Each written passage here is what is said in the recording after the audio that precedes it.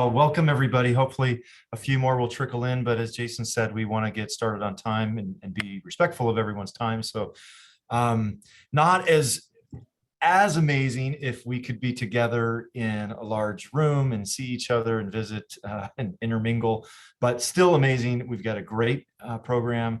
It's going to be very fast paced. So if you have questions for any of the speakers, I would encourage you to either hold them in email or put them in the chat, and we'll do our very best to get back to you. But we're going to move pretty rapid fire here today just to keep things rolling and get through a lot of great content and material that folks have taken time to prepare for us. With that, I just wanted to remind us all, we're here to talk about innovations. This is that meeting, our SafeBuild Innovation Meeting, and the theme today is transparency and safety, which I think is so appropriate and timeless. Safety should never be a topic that we guard with any information, or certainly innovations that we can get people home safer. So that is the theme of today, and I really want to call out Milwaukee Tools for their sponsorship of today's program, and we'll hear from them at the end, and a few others here that you can see on the screen. So however you do it over Zoom, would you join me? We'll do like a round of applause. Thank you to everyone who helped sponsor. You probably can't hear each other, but we'll just clap. There we go. I hope all of you feel appreciated, because you are. All right, well, let's jump right in. And so I'd like to introduce Ryan Barnes from Stutson. Ryan, take it away. Thank you. Yeah, I'm Ryan Barnes, founder of Stutson, and I appreciate you guys having me here today. And a special thanks to Amy and Ross for getting me into the fold. Next slide.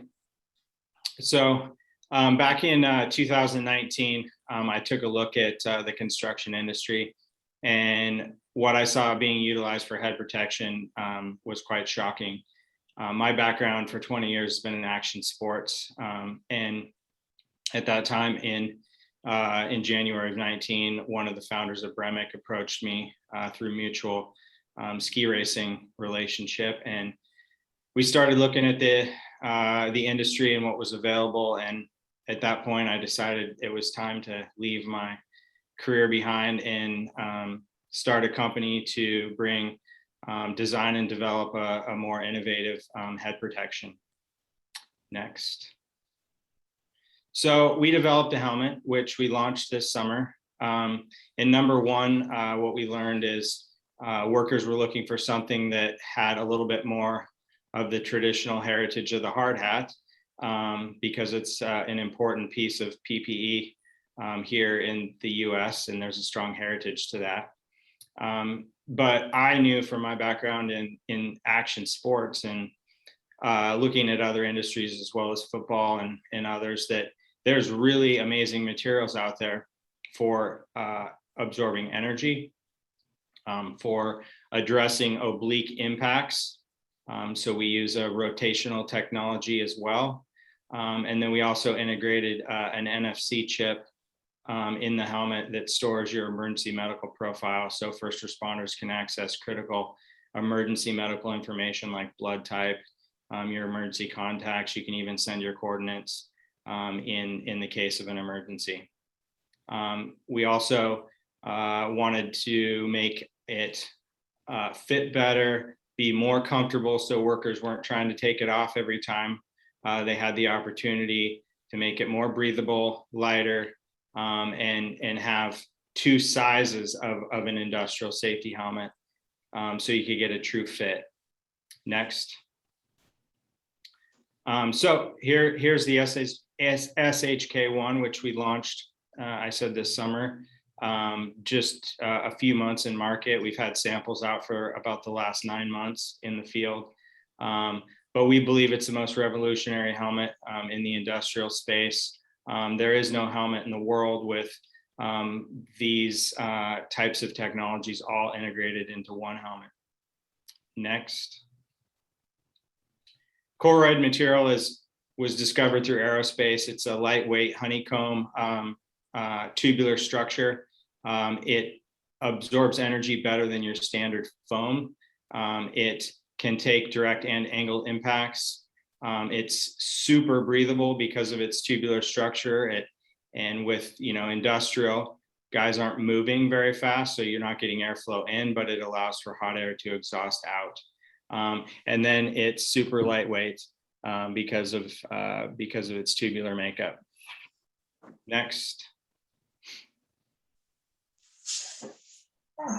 This is twice me. This is the NFC chip that's integrated between the ABS shell and the liner, and it allows for emergency responders to scan and access your emergency medical profile and any other medical information that you want to put in there. Sorry, just a sec. I lost the presentation.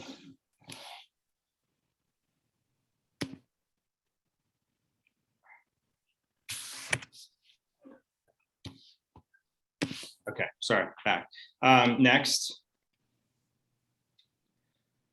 And then we have Shield X, which is a silicone shearing pad system. So traditionally helmets are designed and tested, ONSI tested, and other testing globally is really just linear. They have side testing as well, but nothing for angled or oblique impacts.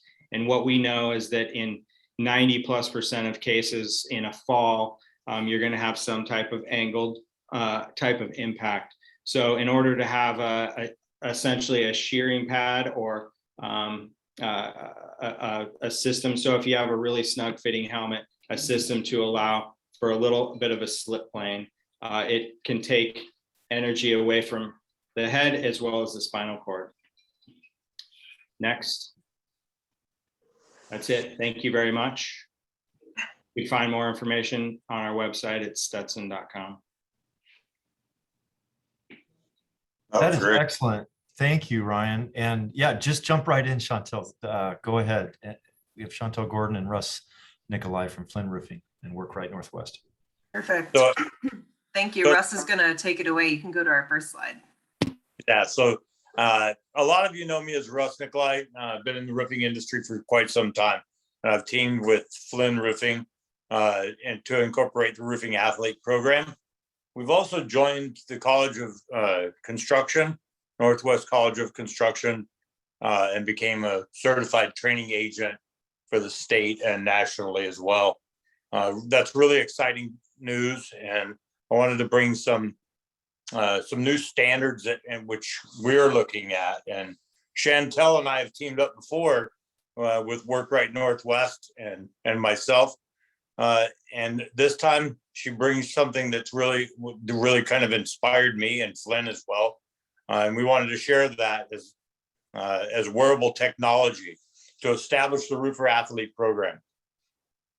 So the Roofer Athlete program, this wearable technology, we're allowed to put 5 sensors on an individual, on their arms, forearms, neck, and helmet areas. We've done this at night in the rain, and really taken some really good algorithms and measurements of the way the men and women are working in the industry out there on these projects. And you know them as pretty typical of tearing off, a lot of repetitive movement. And I wanted to really focus on the ergonomic aspects of that.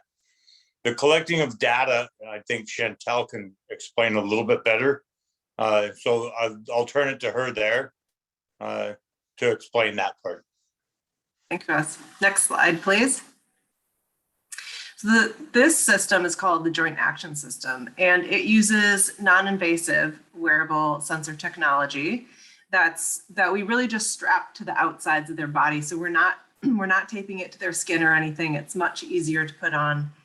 And that pairs pretty quickly with an app, and it captures musculoskeletal data, then analyzes it against a comprehensive injury database. So it generates a straightforward risk score report. And there are 5 total sensors, like Russ mentioned, that look at movement of the low back, of the neck, and of the shoulder. And this allows us to really objectively identify risks to workers and take immediate action. They can see it live as well, and to modify activities that then result in decreased risk. So what you're seeing here is an example of the tear off for roofers, as Russ talked about. And this is done both manually and with a machine. Obviously here it's manually. So this assessment was measured for 1.5 minutes. And at that amount of time, the risk score was moderate with a higher low back risk. But when we changed the data to reflect a longer task time, so for example, when we changed it to 60 minutes, the risk shot up to a very high risk, particularly for the low back. Next. So what we did is we took all of this information, all of this data, and gave recommendations in a playbook. So every single task that we looked at, and we looked at every single task, we gave ergonomic recommendations, education on body mechanics, and then a recommended strength-based program to keep roofers strong. And so for the tear-off task, the ultimate ergonomic recommendation would be to eliminate this task altogether, right? But this is not possible on all roofing projects. So we moved on to ensure that the worker had the right size of equipment for the task, some coaching on body mechanics to keep the work closer to the body, and then recommendations on how long to carry out this task for before switching to a different job position. Next. All right, Russ, you can take it away for the end. So I had looked for a long time on some way to measure these risks, and we really didn't have the answer for that. And this wearable technology gave me a new insight to how working closer to the body and being able to exhibit that type of force, the forces that we were generating by extending our reach with brooms, shovels, cleaning tools. And we're now going to be able to take this playbook and bring it into the College of Construction and train our apprentices and our roofers in that the measurements have shown the risks that are encompassing the work that we're doing and how we may be able to mitigate those risks through ergonomics, through training and education, and the use of the wearable technology in this age. It really kind of excited our young people, but then I found that it excited the older guys too, and the older just people in construction. I wanted to couple this with something else to make sure that it was working. And what I found was that in the playbook, we needed to make sure that we were identifying that they were learning. So I also teamed up with Click Safety to do some micro learning. And I'll be able to ask questions after we do the train the trainer. I'll be able to ask questions of the individuals, what they learned, how they learned it, and what they thought, what the processes were. I'm super excited to be rolling this out. And, you know, I've been in around it for a long time, and all of you and people like Chantel have really opened my vision and our vision in the construction industry to adapt to these new technologies. And we're just super excited here. That's all I got, really. Thank you both, Russ and Chantel. Great stuff. Just a quick reminder to everyone, if you have comments, there's been some good comments in the chat. Just make sure you click when you go to make that entry. If you intend it to go to everyone, make sure you send it to everyone, not just the panelists. Thank you. Next up, Lily Banning with the American Heart Association. Thank you, everyone. Thanks for the chance to speak with you all today. I know we're talking about safety, and at the Heart Association, we see the link with safety and directly connecting to heart health.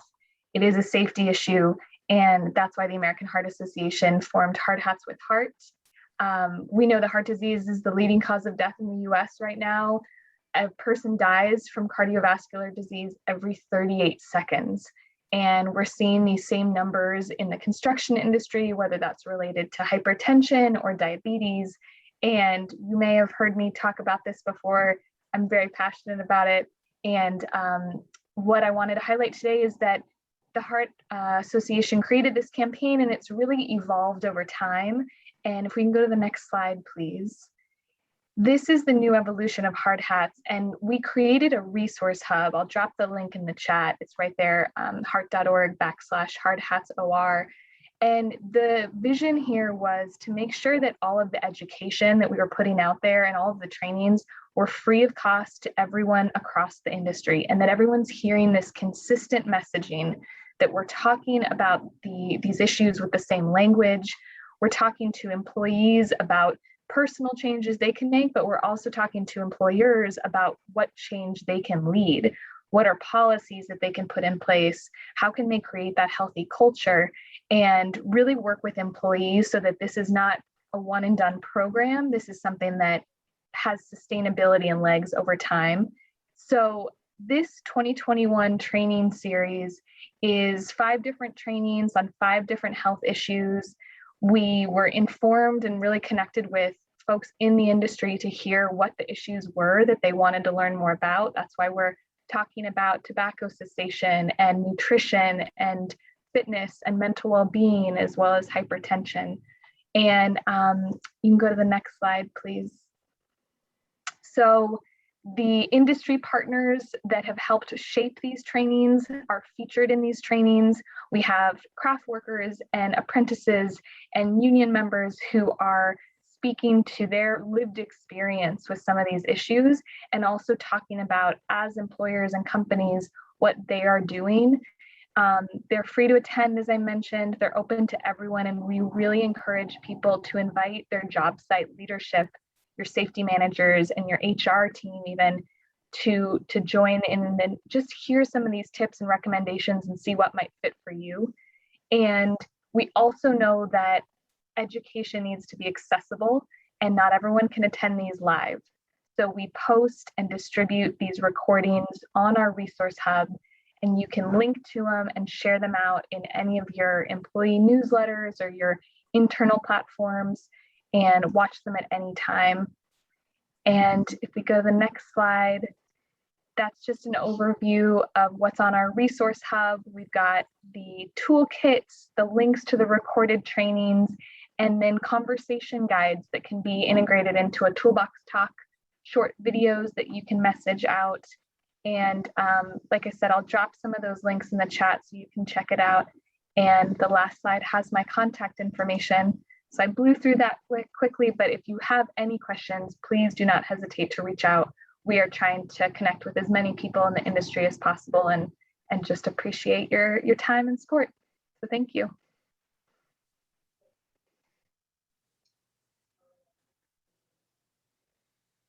Josh, you ready to go? Yes, sir. So my presentation is going to be a little bit different than everybody else's was so far. I work out in the field most of the time, and this was a crane pick on a project that we were doing that we started to go through the pre-pick plan and realized that there's a lot of issues that we had to overcome and find safer and more effective ways to make it a success. So on this crane pick, we had a lot of unique opportunities for some innovation. We brought in pre-planning stage. We found out that we were going to have to utilize boom lifts on a rooftop, and we had to go through all the manufacturers' reports on those boom lifts for weight capacity for the roof, and they were also had to be manufactured to allow the operator to step off of the lift itself and still maintain a proper and safe tie-off point while working on the unit. With these units, we had to set 7 of them on this building, and this was the first building of this particular one where they decided to have them set on a roof because of lost my spot. Because of the footprint of the building wasn't large enough to set them on the ground. So what we had to do is we utilized, like I said, the boom lifts to set each one of these units. They were so close quarters on 6 of them that we had to come up with different opportunities or different ways to get into the tight areas to connect the plenums and also disconnect the crane safely. So through research and everything that I went through, I found an aluminum telescoping ladder that met all the criteria for what we needed. It would collapse down to 3 feet and extend up to 18 feet. This allowed us to get in between the units, extend it up, and do our work from there. We also utilized, thank you. We utilized some parapet clamps on the upper roof that allowed the operators to, once they stepped off of the boom lifts, if they could not reach the area from their tie-off to work on that plenum, they would have a parapet clamp as another means of fall protection. So with these units, as you can see, they're fairly large, and each unit weighed about 58,000 pounds. And they have a top plenum that went on them that weighed about 10,000 pounds. And if you want to go to the next slide, please. So this was like this is our final product of what the units were. That you see, there's some very tight areas that we had to get into to disconnect the crane and that top plenum connecting all the brackets on the three sides of them. So through all the pre-planning and clear communication that we had and setting up all the safety measures and everything, this was a great success for all trades involved. That's really all I have for it. Well, Josh, thank you for that, and congratulations. We got all the work done safely, and people were thinking outside the box. So that's inspiring. Good job. Okay, Jacob, are you on? Ready to go? Take it away. Yeah, Jacob Jones. I'm a project manager for Brain Safeway. I have a short video on usage of mesh and netting and how it helps create a more safe environment for working at heights.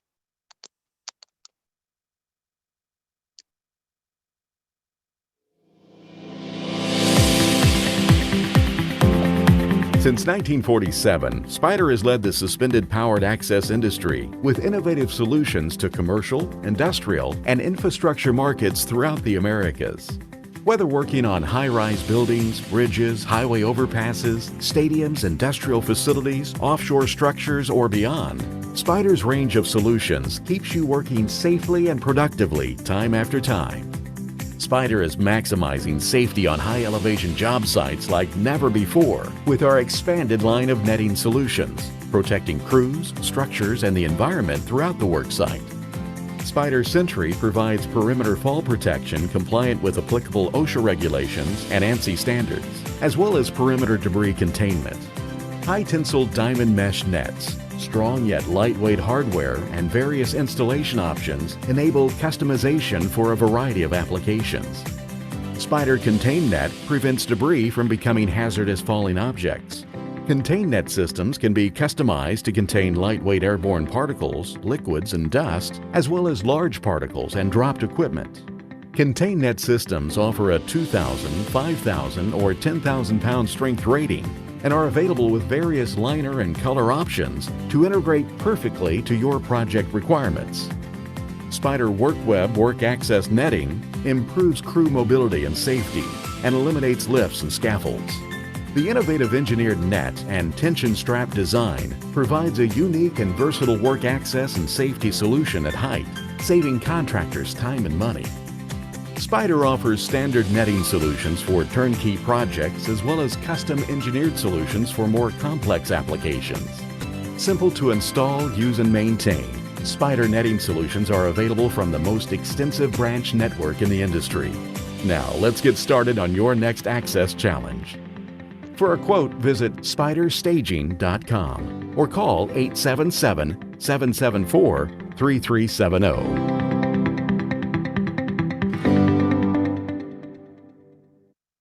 So I've been in the industry, construction industry, my entire career, and one thing that I've noticed changing is you see netting a lot of times in commercial applications, but we're starting to see is more in the heavy industrial setting, netting, debris netting used more frequently. It's becoming more of a standard for containment to create a more of a safe environment for overhead work.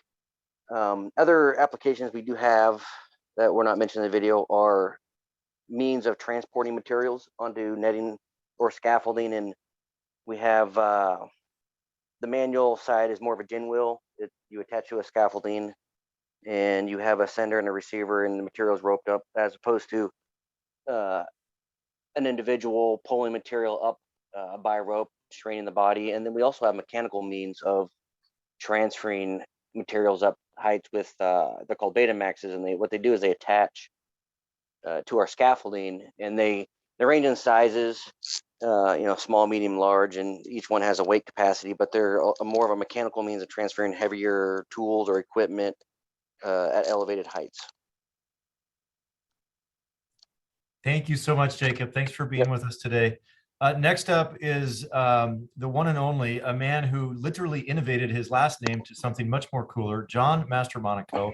Take it away, John. Thanks, Travis. Hello, everybody. So I'm going to be talking about, we can slip to the next slide there. Talk about robots. And so I went outside of my division for an innovation this year. And so our Northern California division has been doing a lot of tenant fit outs and tenant improvement jobs. And they hooked up with this company, Dusty Robots. And it's, I'm not promoting one company over the other, but basically it's a layout robot that it's fully programmable. It runs off of a total station, and based upon the parameters of what you're trying to set up, you could do interior walls. We're a mechanical company, so we've our layout points. It's all programmable. That this company comes in and kind of sets everything up and does a little bit of training. They operate it, and you could probably get to the next slide here. There's some other shots here of the actual robot and some of the things that they lay out. It could be used by multiple trades. A GC can set this up for the whole floor for all of their layout. And the bigger the area that's more wide open, the bigger the savings, the faster it can get done. Right now, it's really efficient for interiors, TI fit outs. As far as new construction, it really hasn't really met the mark yet for the cost and the the application of having a lot of other trades in the area. You got to have a lot of floor space for this to work. But if you have that, it really cuts down. And the NorCal division estimates it probably saves about half the time on their layout costs time and costs to get done.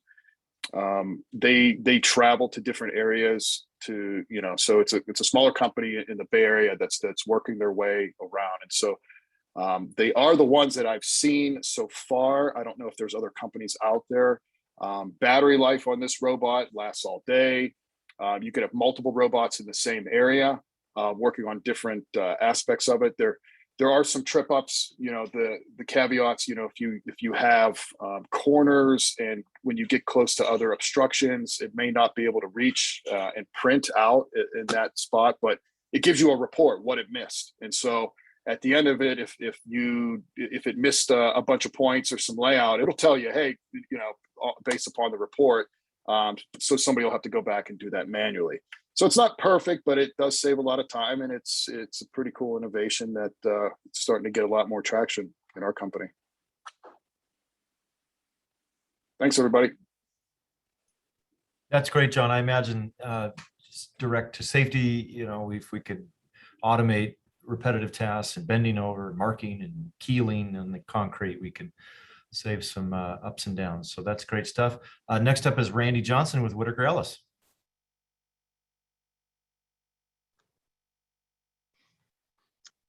Hello, everybody. Looks like I'm off mute now. Can you hear me now?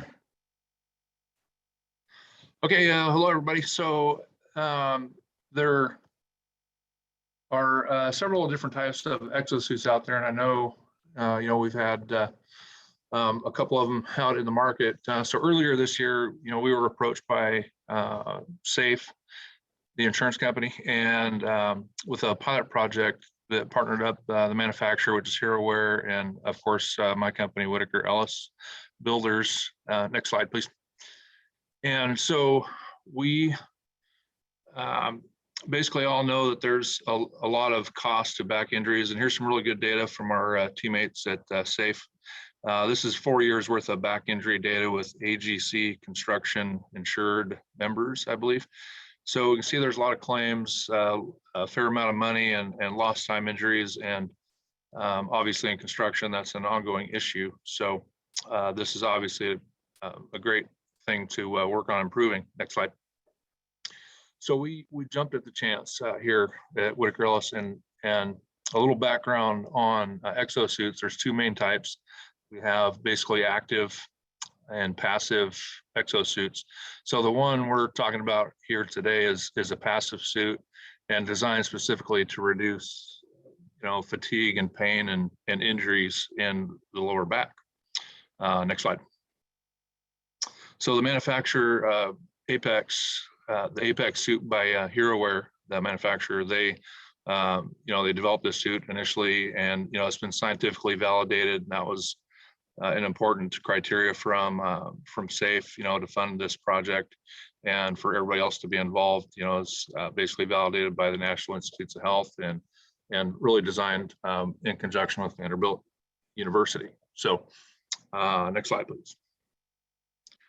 So we got it, we basically put it to use, and they, as in the rest of the team, were really looking for a contractor to thrash it, to get it out into the field, in the mud, in the concrete, and giving it a good effort, and our three big objectives up front were: one, does the user feel assisted? And two, does the exo fit into their daily work out in the construction field? And number three, at the end of the project, when they got done trying these things out for a few months out in the field, would they want to keep them and continue using them as the ultimate, criteria for success? So next slide. So the data shows that it did help. So, our conclusion was, yes, we had great improvements, reduction of pain, reduction in intensity for heavy lifting, and then an overall perceived effort for lower back greatly improved in our guys. And so there's the data. Next slide. So the next objective, did it fit into our daily workflow? We had some challenges, so it really conflicted with fall protection. Very quickly, we figured that out. It really didn't fit well with the fall protection harness and retractables and all the equipment our guys use. The shoulder straps, the thigh sleeves, and driving vehicles, the clutch in the back really was uncomfortable for guys sitting in a driver's seat. I would say we did have a lot of success with prolonged bending, over and ground level work. We do a lot of work at the ground level and concrete. And we also do a lot of heavy and repetitive lifting when we wreck decks and set up wall forms and column forms. It involves a lot of heavy and repetitive lifting. So we also had a lot of success with home use with the suit. Next slide. So our third objective, will they want to keep the suit and use it after the pilot project? And overwhelmingly, for the most part, everybody was interested in continuing to use the suit. We had some that didn't. And I would say, it's a kind of a smaller sample group, and I did not discriminate. We tried with all of our trades, with all of our work tasks. So the guys that really disagreed and didn't want to mess with it, I would say, were younger guys without any previous back injuries. So, I think that was a big factor in the overall acceptance of the continued use. Next slide.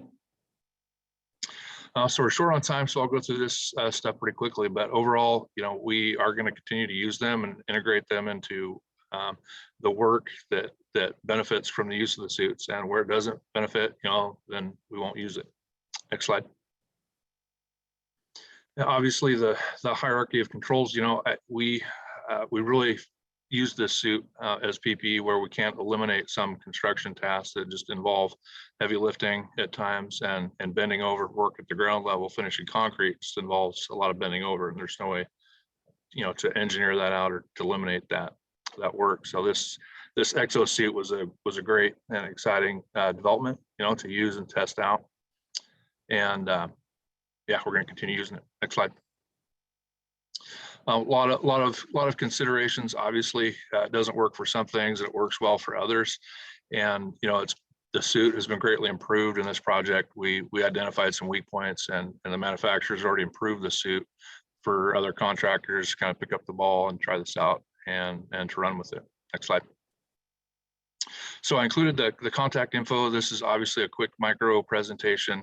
The contact info here with our teammates at Safe, with Scott Clark and Matt with HeroWare. I'm sure they would love to talk to anybody in the industry about this suit and how to try it out and use it if anybody's interested. Thank you, Randy. Great job. Nice to have some data to go with all of the stories in the trial and error. Okay, next up, Amy James Neal from Portland Community College. And Amy's going to share a little bit of information from a little different angle, another slice of safety. Go ahead, Amy. Yeah, hey, thanks. Good to see everyone here. My name is Amy James Neal. You can go to the next slide. Thank you. My name is Amy James Neal, and I am currently at Portland Community College as the Workforce and Contracting Equity Manager, but I'm a carpenter by trade. I spent more than 25 years out in the field, swinging the hammer, wearing the belt. Part of that time was as a general contractor, but I didn't see many people that looked like me.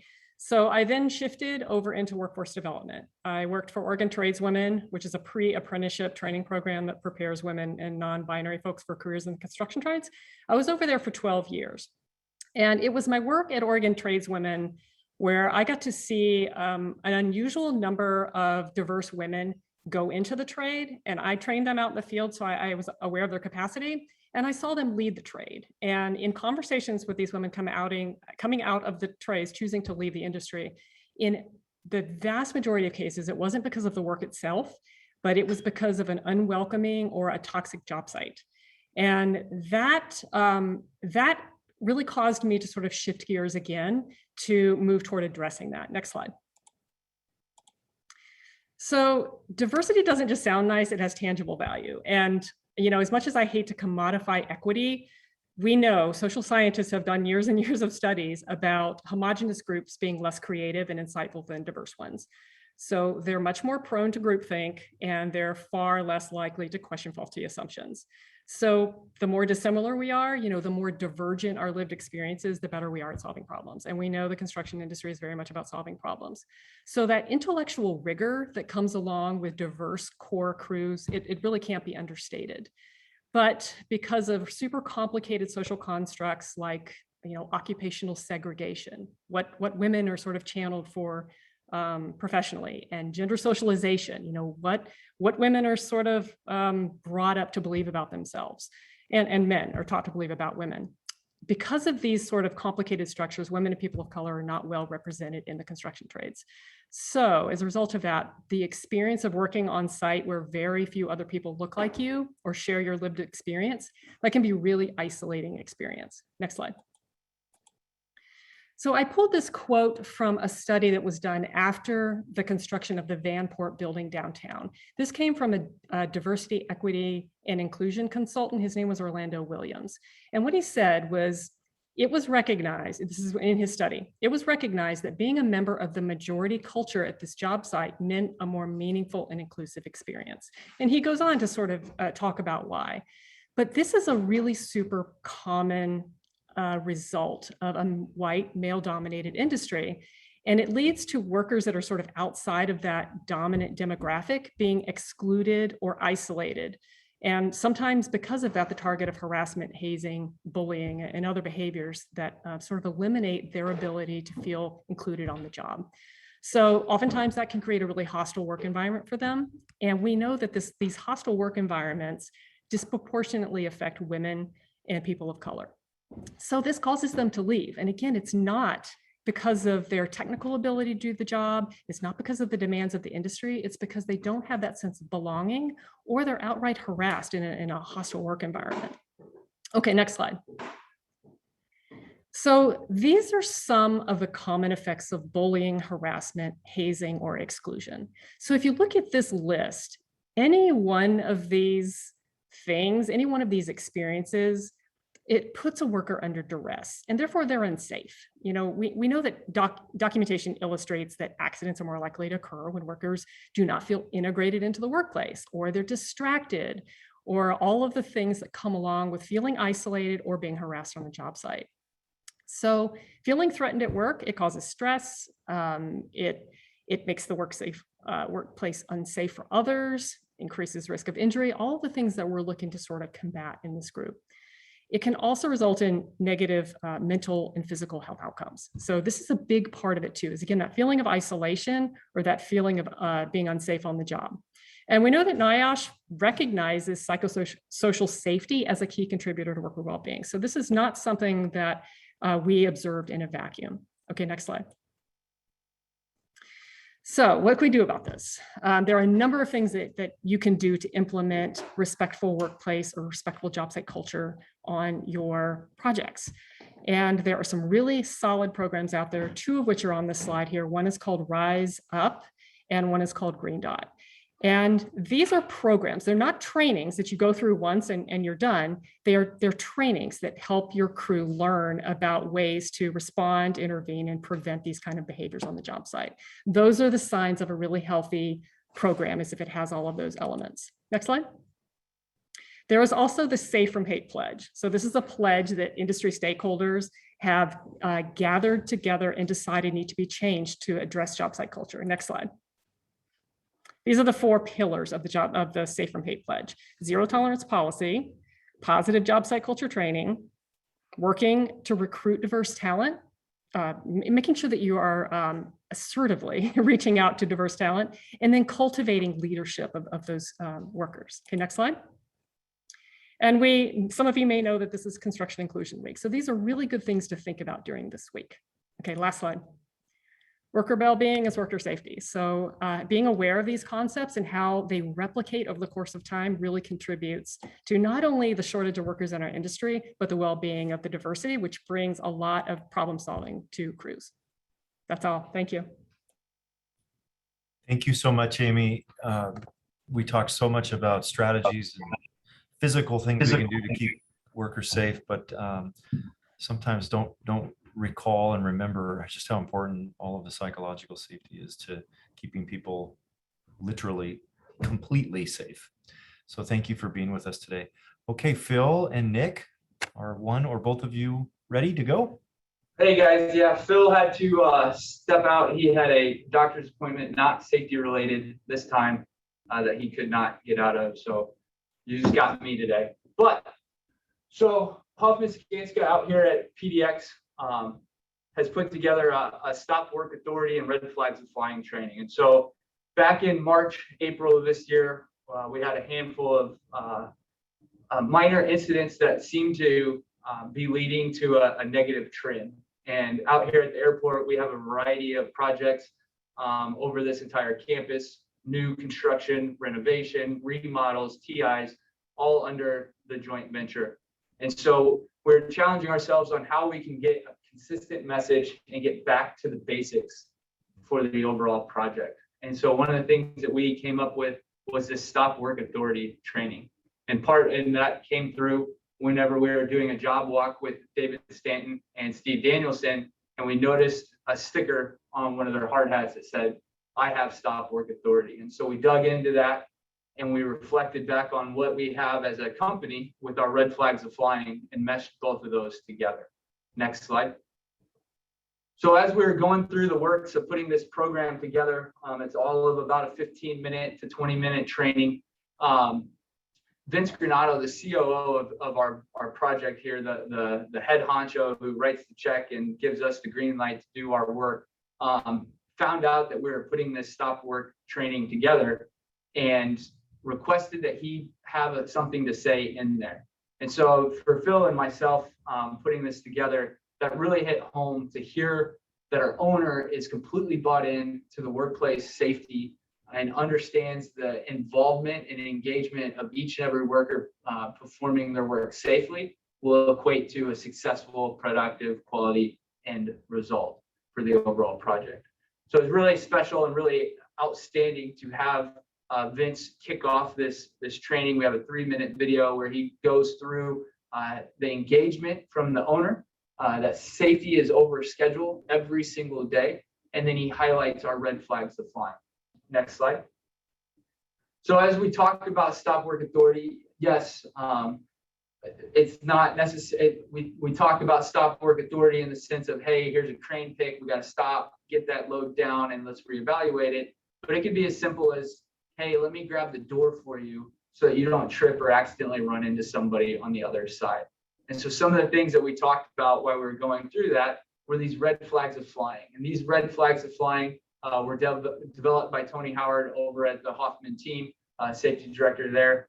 And they're simple things, but when we revert back to root cause and trying to dive down into what happened and why those incidents occurred, we find 1, 2, if not all of these red flags are present as a result of an incident or injury. And so we identify these and say, if these things are tickling you, if these red flags are flying, you have the authority to stop work out there in the field. Next slide. We jazzed it up a little bit out here for the port. So we got these banners and large 4x8 core ply signs kind of scattered throughout the project to try and get that you have the power and emphasis to the craft workers. And then we finish with this last slide, or these last 2 slides. And so it's the sticker that we give to each and every worker. And then we went around and took a picture of all 30-some superintendents we have on site, identifying, hey, if you don't believe Vince, you have each and every one of these superintendents on site that are saying you have the authority to stop work and ensure that we're putting work in place safely and successfully day in and day out. And that is what we've got. That's awesome, Nick. That's got some great ideas that we'll be stealing/sharing, advancing. Good job. Absolutely. Brick, take it away from Skanska. All right. Hey there, I'm Brooke Gemmel. I'm an emerging technology manager with Skanska. I want to talk to you about a program that we started last year called Ideation Labs. We were really trying to find a way to basically uncover the problems that people are having out on our project sites and also the innovative ideas. I think a lot of times there's so much magic that's happening on our project sites that we don't necessarily have access to. So we really wanted to find a way to uncover those ideas and help people come up with solutions that would be able to scale across the organization. So these are some of our goals: just uncovering those problems, empowering employees to work on things that they value, outside of their day job, really digging into some of these interesting problem spaces, building relationships with other team members, learning a little bit more about the innovative process, and then being able to have access to tools and resources for solving problems.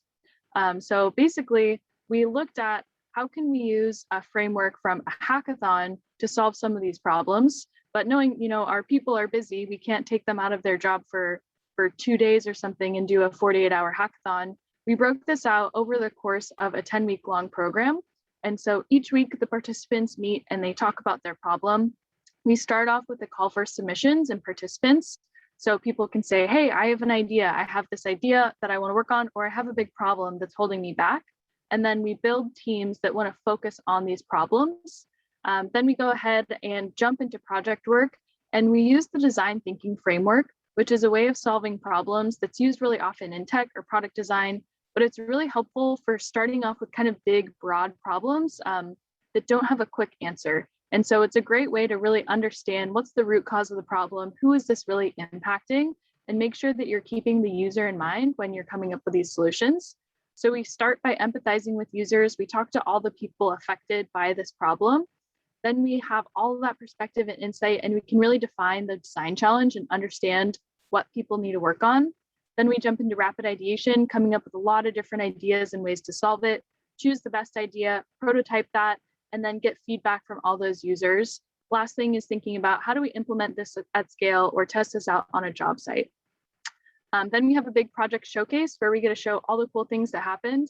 And it's a really great way to just bring out a bunch of different ideas, getting participation from all different types of people within Skanska, whether that's a project engineer, a project manager, an accountant, an admin, all these different people that have different perspectives. As far as how we collaborate with these teams, you can go to the next slide.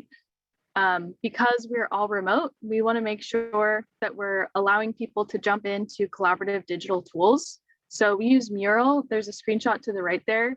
It's basically a virtual whiteboard. It allows everybody to jump in. Basically, there's a workshop that they fill out and they go through that as a team, and it helps them go through the process of solving that problem. Then we have all of our meetings hosted in WebEx and use Microsoft Teams for all of our communications and documents. In an ideal world, we'd be able to come together and work through these problems, but we've actually found it's been really valuable to do this remote because we can connect people from so many different project sites and offices that are all kind of focusing on the same problems. Next slide. One of the key things that we do within this is focus on prototyping. And prototyping is really just creating a representation of your idea to gather feedback. And so before we come out and launch a solution, we want to make sure that that solution makes sense. So you can spend a pretty short amount of time and resources building a prototype, and then you can show that to people and get feedback to say, hey, this is a good idea, or maybe that doesn't work. This is an example of one of our teams that was looking at innovative ways to do job site branding. And so they threw all these ideas out on the board and got a lot of different feedback from people about what would be really unique or interesting that Skanska could do. Next slide. And then just lastly, to highlight some of the projects, we're really looking for all different sorts of ideas, whether that's something that's innovative with emerging technology, or that's just solving a project management problem. Here are some ideas that we've had this past year. Folks were really interested in zero net energy construction trailers, so sustainable job site trailers, subcontractor onboarding, what does that process look like, and how can we make that more efficient and effective?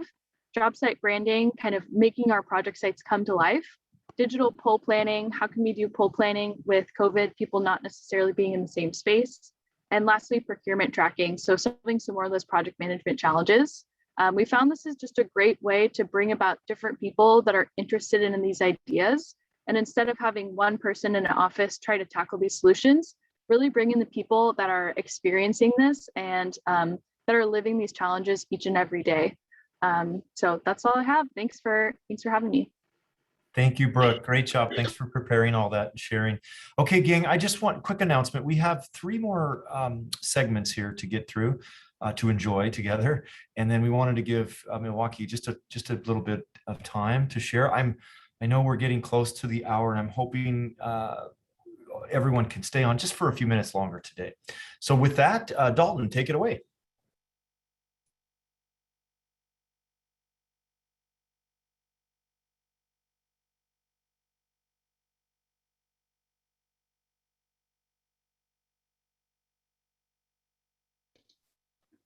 Hey, Dalton, your mic is muted.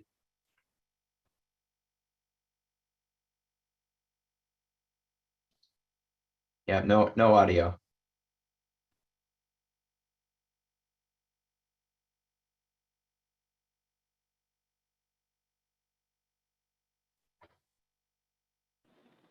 Can you hear me now? Yeah. Okay. Sorry about that. So I did not come up with this innovation nor develop the original concept. I actually believe Phil Dobbin with Hoffman had a lot to do with developing this, what is called the Hardy Lift, or we call it on site the Lifterator. But the reason why I wanted to share it here is because we've used this product for a while, and it's honestly an innovation that just keeps on innovating, to be honest. There's a lot of different companies that have used it that I've heard of that have come up with better ideas, and Lucas Hardy over at Hardy Lift, their team has really been awesome about finding new and better ways to add to this machine. You can go ahead and go to the next slide.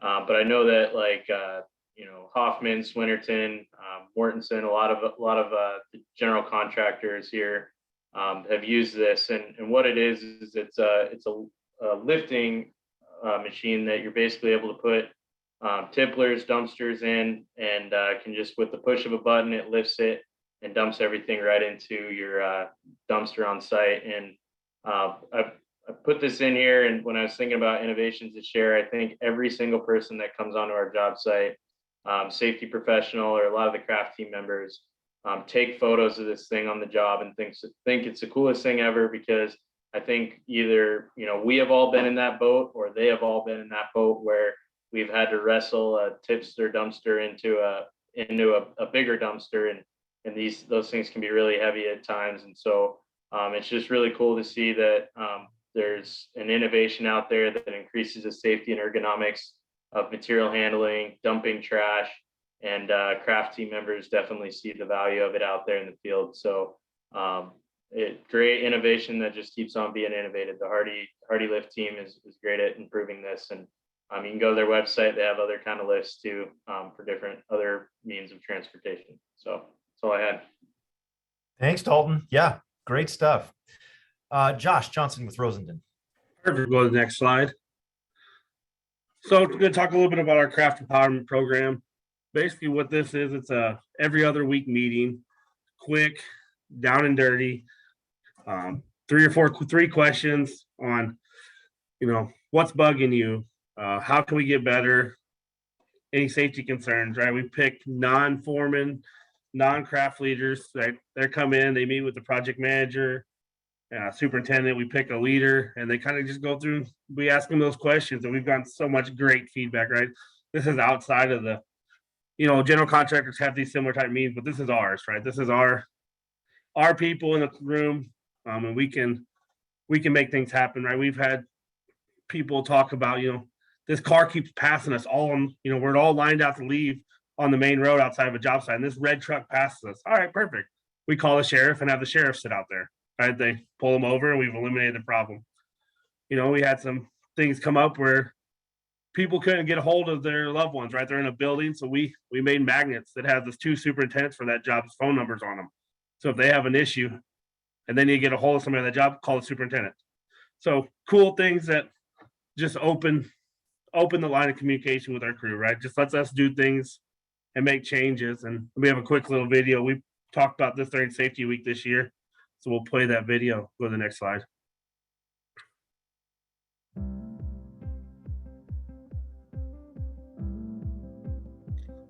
So Rosenden implemented the CEP program because it cares what people in the field have to say, right? We're all in this together, from the very first man, woman on the project to the last guy or gal off the project, right? Starting off the projects on the right foot, making sure everybody's on the same page and that all expectations are aligned is critical to making sure that we have a successful project. It starts with Rosenden, it starts with our guys and gals in the field, it starts with our project management, senior management, field management, safety management, right? Everybody from the top to the bottom to top, and then it extends further to our clients and our general contractors as well. The craft empowerment leads for these projects are not a dedicated safety professional. In fact, they work in conjunction with the safety professionals for the project, as well as project management, in order to make sure that any and all concerns are being addressed in an expeditious manner. It's evolved beyond safety into process improvement, quality improvement, making sure working conditions on the project are appropriate. Essentially, we want to open lines of communication from the field all the way up to our senior managers, right? We want to make sure everybody's on the same page and we all have an accurate viewpoint on what's going on our projects. Please join Rosenden Electric in celebrating Construction Safety Week and the overarching theme of holistic wellness. We can go ahead and stop the video. But yeah, it's a very good program, right? Any project over 6 months, it's gonna have more than 25 electricians for us. We do this. We have some of these, they're stand-up meetings. We have some that are on bigger projects where they're full-on meetings with breakfast. So we just get a lot of good information that helps us make our crew's lives easier. So that's what I got. Thank you, Josh. Empowerment is so critical. Awesome stuff, you guys. Good job. Okay, Joe Mack saved the best for last from St. Helens High School. Take it away, Joe. I'm Joe Mock. We got a grant from actually SafeBuild Alliance a few years back, and so part of the grant was creating some tool videos, safety tool videos. And so what happened is when COVID hit, a whole bunch of us teachers realized we didn't have a lot of online training for students, and then it dawned on us that nothing in training was the same. I mean, however your dad taught you was how you teach the next guy, and there wasn't a whole lot of regulation on one tool versus another. And so we decided to do some change about that. Next slide. The Oregon school system and the public school system in general lack uniform safety protocols and standards in regards to machine and tool use. Safety videos that currently exist are designed specifically for adults and usually have a subscription or a cost involved. They are also typically bland, generic, and lack the ability to hold a student or employee's attention. Brand-specific safety videos do not cover downsides or all relevant information, nor are there test worksheets or online tracking or talking points attached. Next slide. Our vision was to produce educational safety videos on specific machines, tools, complete with humor and drama that are industry certified for the high school age audience as well as employees. Next slide. The benefits of this: free videos and testing. This allows for the unlimited market share as far as could go for Oregon all the way out to New York. Professional videos mean better student attention, which creates better retention, thus increased safety. Uniform safety procedures and tests allow transfer of recipients via online tracking and eliminates downtime. Common safety standards allow business and industry to know what has been taught regardless of school. And when students are interested due to engaging videos, then teachers can spend more time educating. And more benefits: there's the potential for machine or tool brands or others to cover the cost of production by having their tools or company use displayed Milwaukee. Potentially less injuries due to new teachers who have less experience, and videos and tests could be assigned, made up online, therefore less downtime. And I think the biggest thing was that when I talked to a whole bunch of smaller companies, they said it'd be great if there was a way that somebody else could teach one of their new employees just simple stuff, about a drill or something, and then they could finish it off. And so if they all got taught the same, then we could do that. And so this is the actual website. It's under development. It should be done in January or February. And so when you come to the website, it's teachsafely.com. You can just click on, say, if I was a student, I'd click on there, I'd go to a page where my teacher was, or if I was an employee, I'd click on that and it'd take me to a page where my business was, and then it would say which videos I had to watch. And so I watch those videos, I take a test afterwards. And if I miss any questions, I have to get 100%. So it makes me watch that portion again that I missed.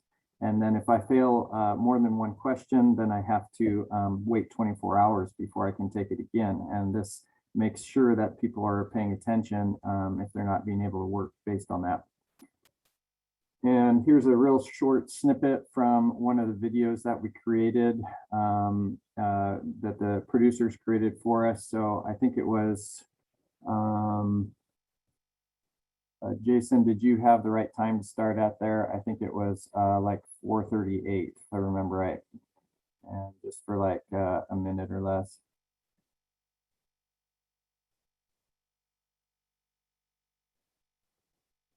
And a face mask. Next, it is important that we start the sander while it's in our hand, and as it speeds up, we apply it to the wood. When we're done, we take it off the wood before turning it off. That way, like any good duelist, we are in control the entire time. Good plan, allowing your creativity and self-expression to run wild and free. Bad plan, allowing your orbital sander to run wild and free.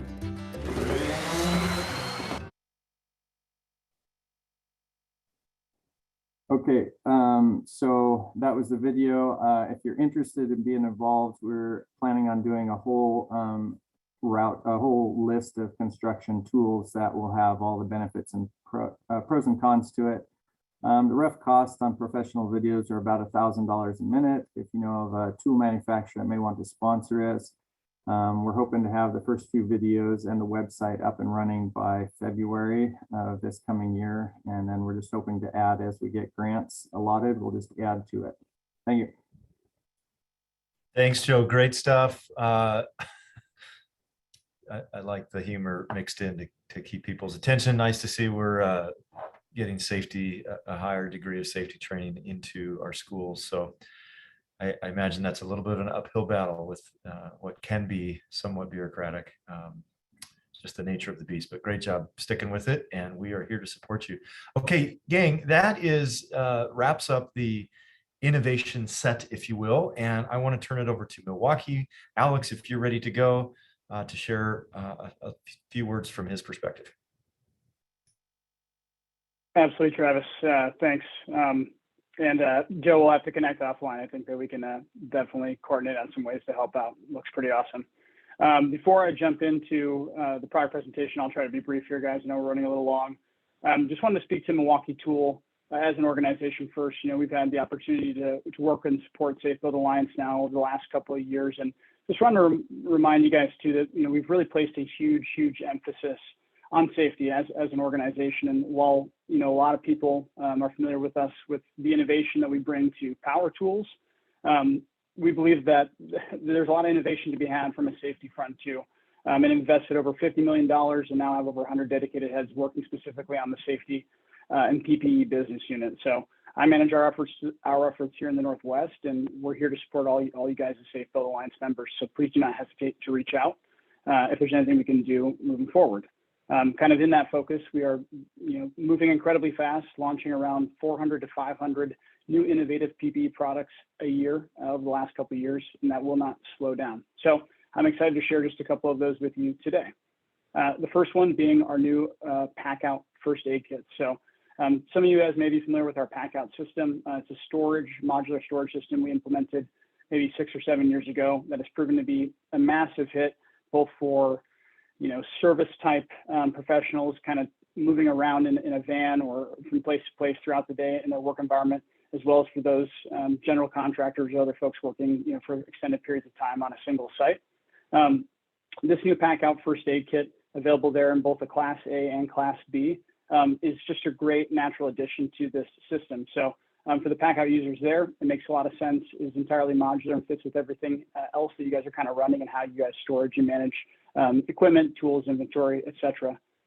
It's looking at the product specifically and some of the merits that it has and some of the innovation it brings.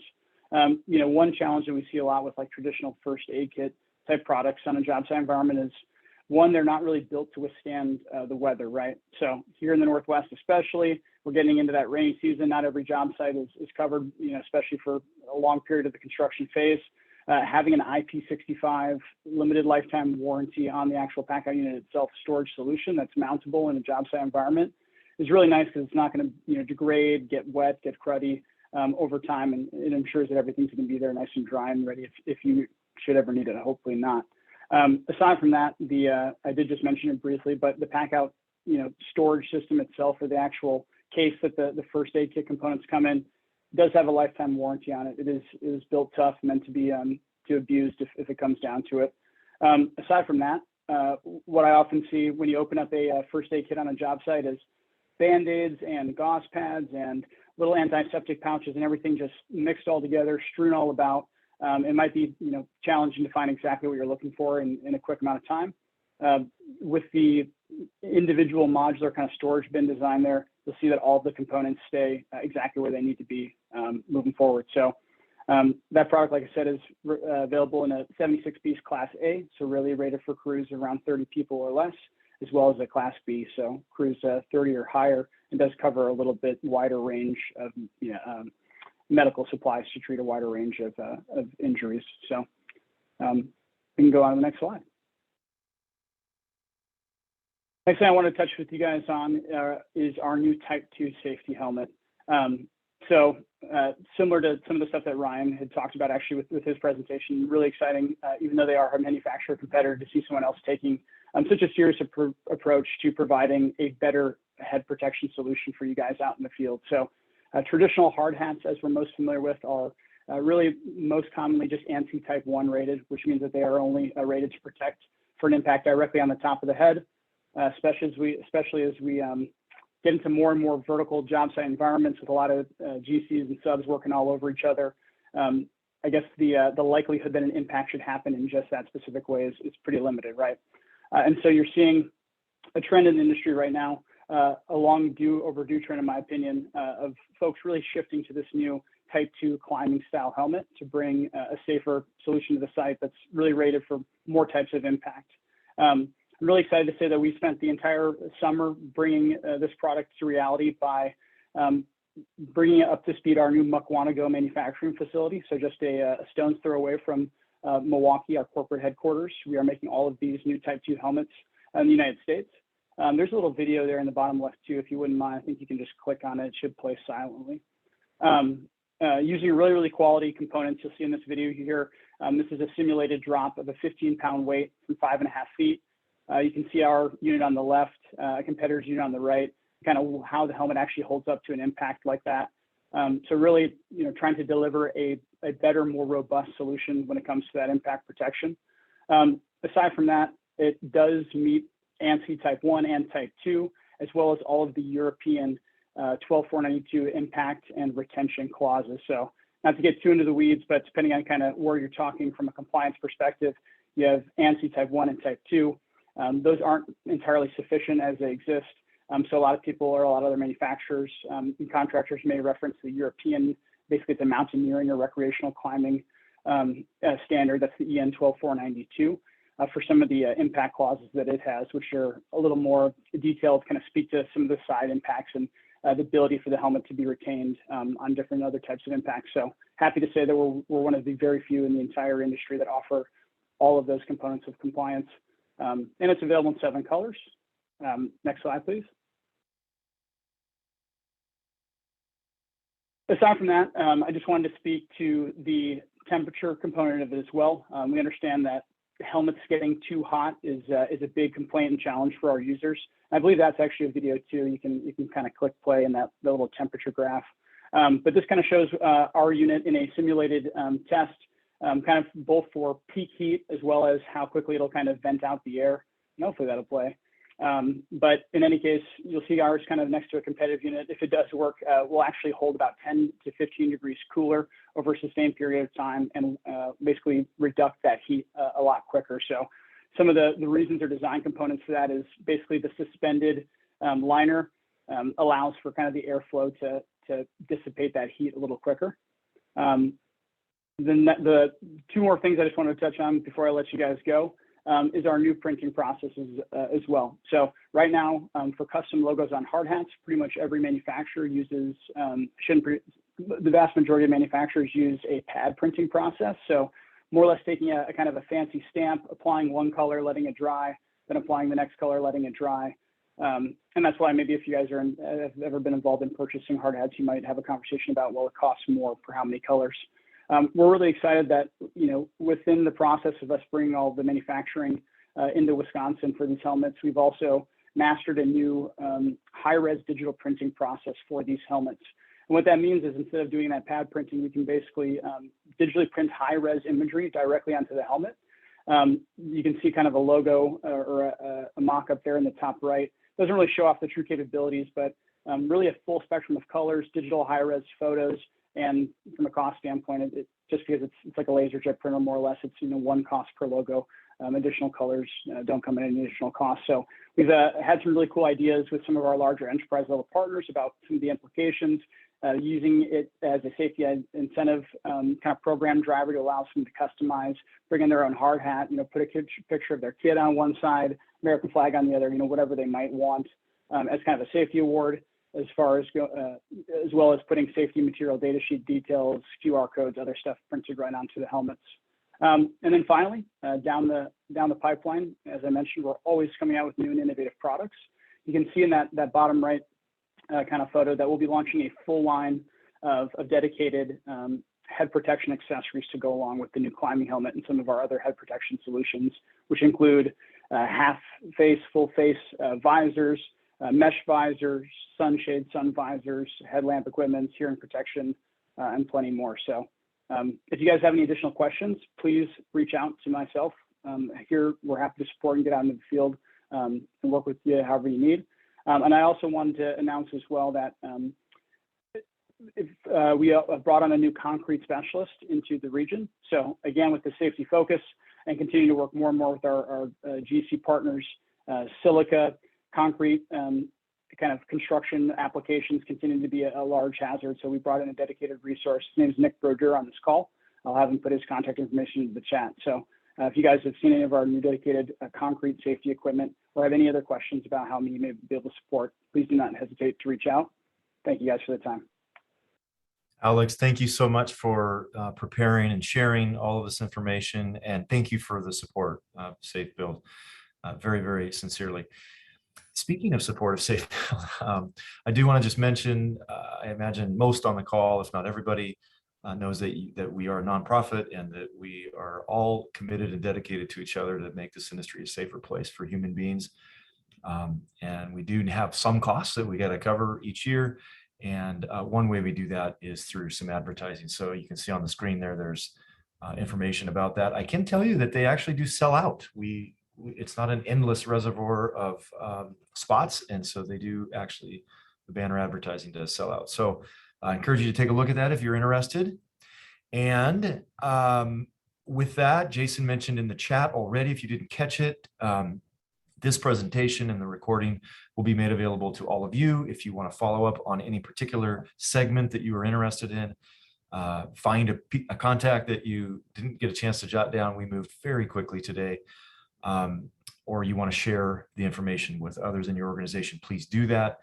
And thank you for sticking on. Those of you that made it this far, I know we're over time. We were aggressive in trying to cram in a lot of great information. It didn't quite make it in the hour, but thank you so much for attending, and thank you for those that contributed. With that, I'll give you back the rest of your afternoon and wish you all a very safe rest of the Inclusion Week, Construction Inclusion Week. Another quick shout out to that. So thanks everybody. All the best.